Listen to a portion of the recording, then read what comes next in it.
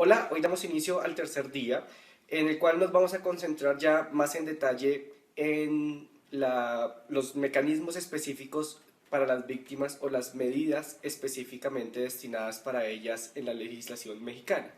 Si recordamos y hacemos un repaso rápido, lo que hicimos en la primera sesión fue concentrarnos en los principios generales. En la segunda sesión nos concentramos en la institucionalidad, es decir, quién hace lo que debería hacerse y cuál es nuestro rol dentro de lo que debería hacerse. Y hoy y mañana nos vamos a concentrar, y para finalizar la última clase, la última sesión en donde englobemos todo, hoy y mañana nos vamos a concentrar en el qué, es decir, en cuáles son los derechos de las víctimas. Y como no nos podemos detener en cada uno de ellos, fundamentalmente nos vamos a concentrar en la discusión entre asistencia y atención humanitaria y reparación a las víctimas, que son dos situaciones o circunstancias que generan a veces algunas dudas en funcionarios y operadores judiciales y administrativos. Es decir, establecer qué son cada una de ellas, a quién corresponde la obligación fundamental de garantizarlas a las víctimas, y en tercer lugar, cuál es la relación entre unas y otras. Y esto se debe fundamentalmente a que la victimización masiva genera no solamente el daño que produce la victimización, sino que en muchos casos deja una condición de vulnerabilidad a las víctimas, las cuales deben por, en algunos casos, meses o incluso años, depender de una vulnerabilidad asociada a esa victimización que el Estado y la sociedad debe atender, pero que no necesariamente es la evaluación del propio daño que ha producido la victimización. Y es por ello que existen medidas tanto de asistencia y atención para víctimas como de reparación, como dos componentes distintos de los derechos de las víctimas.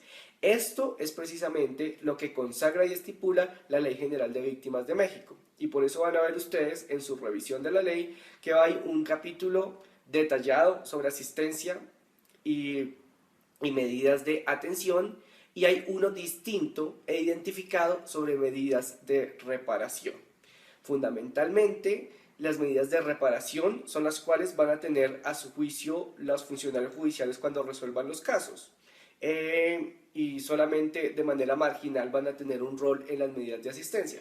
Pero es fundamental comprender esto, porque en muchas ocasiones en las cuales se han establecido políticas de víctimas, muchos gobiernos o funcionarios lo que han hecho es confundirlas. Y en esa medida y en esa confusión, en lo que ha terminado es en una garantía precaria de los derechos de las víctimas, pues en muchos casos se han utilizado medidas que no son medidas de reparación para cumplir los objetivos de la reparación. Por ejemplo, establecer medidas establecidas en derechos sociales, como el trabajo o la educación, para garantía de reparaciones a víctimas. Solamente como eso. Y es decir, por ejemplo, el caso más trágico.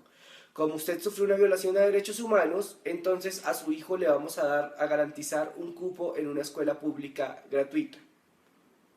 Ahí entonces la pregunta muy válida que se hacen las víctimas es, ¿yo tenía que sufrir una violación grave de derechos humanos para que mi hija o mi hijo pudiera ser educado en una escuela del Estado?